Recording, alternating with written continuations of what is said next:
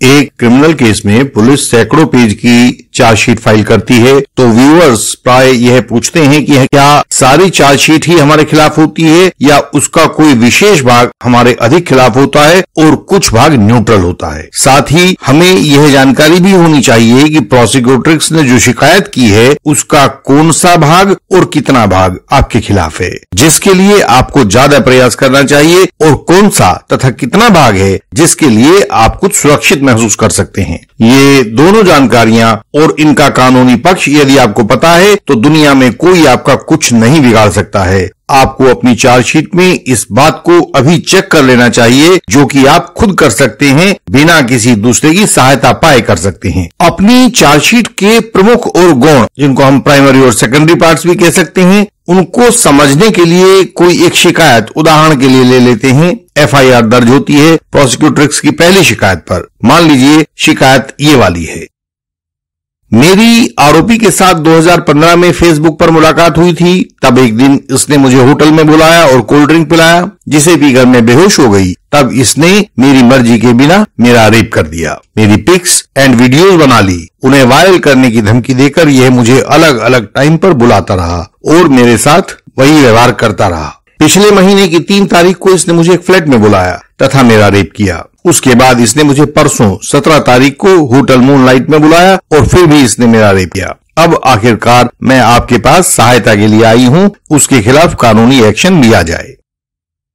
जब आपको चार्जशीट मिलती है तो आप 90% मामलों में देखेंगे कि 2015 वाली जो पहली घटना इस शिकायत में बताई गई है, उस घटना के बाबत पुलिस ने कोई साइड प्लान नहीं बनाया होगा, उस होटल का बिल नहीं लिया होगा जिसमें कोल्ड ड्रिंक्स मंगवाया गया हो, उस डॉक्टर का बयान नहीं होगा जिसने उस प्रोसिक्यूटर्स की मूर्छा का इलाज किया हो, उसने उस स्थान का साइड प्लान भी नहीं बनाया होगा जिस स्थान पर कथित पिक्स एंड वीडियोस बनाए जाने का आरोप है। इसका सीधा सा अर्थ है कि पहले रेप पर और उसके आरोप पर पुलिस ने कोई इन्वेस्टिगेशन नहीं किया है। किसी आरोप को साबित करने के बारे में जो day, date, time, place and person की जानकारी होनी चाहिए वह इस चार्जशीट में उस पहले आरोप के मुतालिक उस पहले आरोप के संबंध में नहीं है। होटल मैनेजर या वेटर किसी का कोई बयान, सीसीटीवी फुटेज नहीं है, उस पर कुछ भी तफ्तीश नहीं हुई है, तो इसका अर्थ यह है कि आप इस आरोप को गौण मान सकते हैं, अर्थात सेकेंडरी मान सकते हैं। तो इसके क्रॉस एग्जामिनेशन में यकीनन इस आरोप पर जोर नहीं रहने वाला है। यदि आप इसे प्रमुख या प्राइमरी चार्ज की तरह मानकर इस पर जरूरत से अधिक क्रॉस करते हैं तो आप अपनी ऊर्जा, समय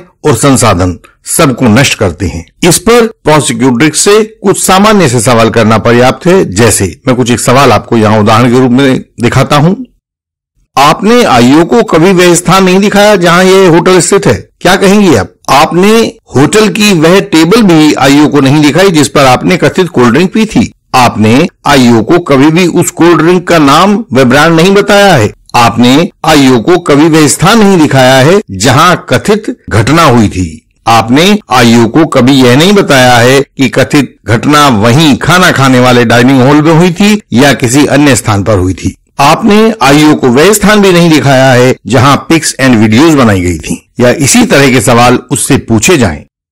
यदि वह प्रोसिक्यूटर्स कहे कि बताया था तो उसे रिकॉर्ड के साथ कन्फ्रंट करें जहां यह जानकारी उपलब्ध नहीं है, और यदि वह कहती है कि हां नहीं बताया था तो उसका आरोप एक झूठा आरोप साबित हो जाता है। यहां दोनों तरफ से आपको सफलता मिलती है। आप ध्यान से देखेंगे रेप की पहली कथित घटना के बाद भी उसके बुलाने और रेप करने पर पुलिस का ऐसा ही रुख आपको देखने को मिलेगा। किसी भी घटना के बारे में कोई day, date, time, place and person नहीं दिया गया है, कुछ भी स्पेसिफिक नहीं है, तो ऐसी घटनाओं के आरोप को आप बिल्कुल गौण मान सकते हैं, बिल्कुल सेकेंडरी मान सकते हैं। अगला आरोप था कि पिछले महीने की 3 तारीख की तीसरी घटना पर भी उसने मुझे बुलाया और मेरे साथ यही सब किया, एक फ्लैट के अंदर किया। इस पिछली घटना की 3 तारीख की तीसरी घटना पर भी हम यही इन्वेस्टिगेशन का तौर तरीका देखने को पाते हैं। कोई भी व्यक्ति केवल एक बार में नई जगह जाकर उस स्थान को दोबारा से पहचान नहीं सकता है, तो ज्यादातर चांस यही है कि प्रोसिक्यूटर्स ने उस फ्लैट का कोई विवरण वेरीफाई नहीं करवाया होगा। वहां भी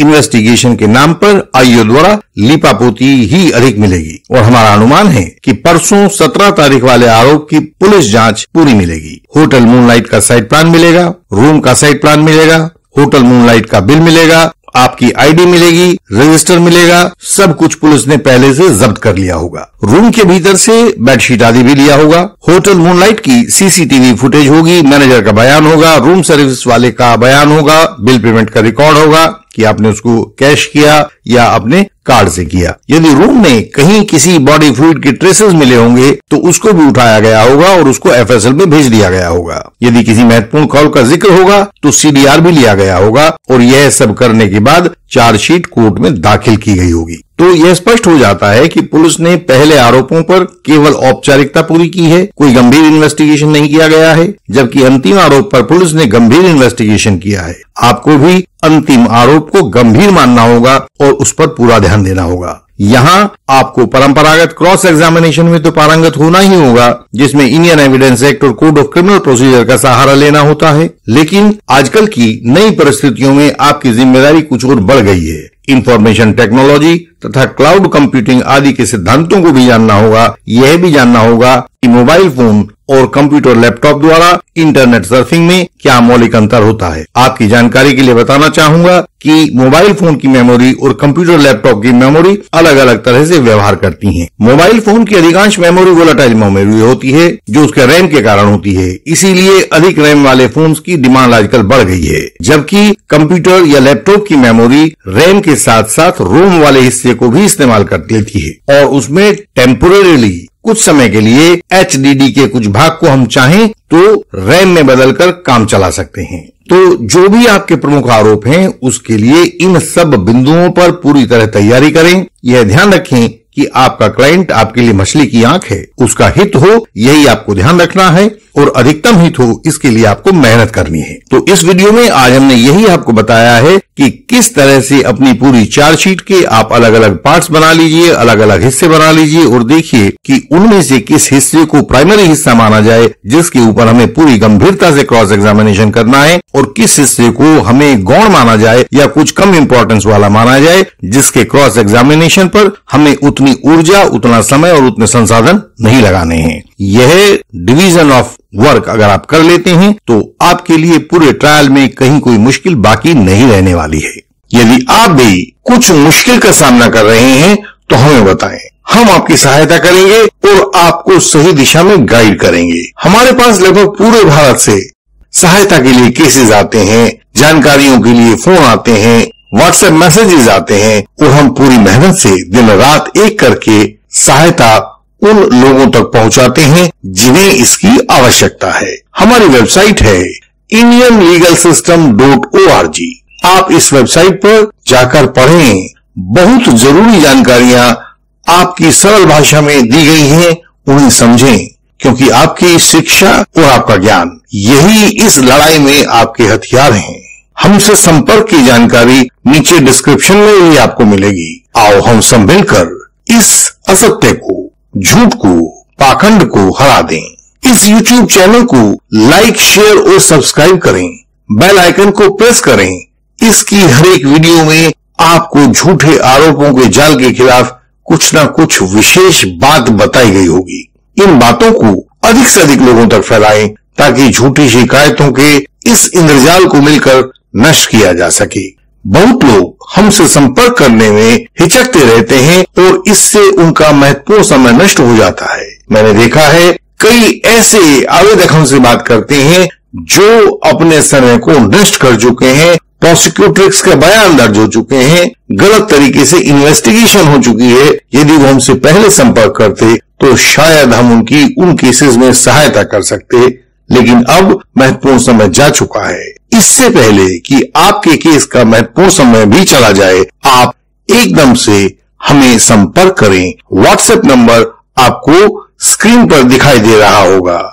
हम आपसे अगली वीडियो में फिर मिलेंगे। तब तक के लिए प्रणाम।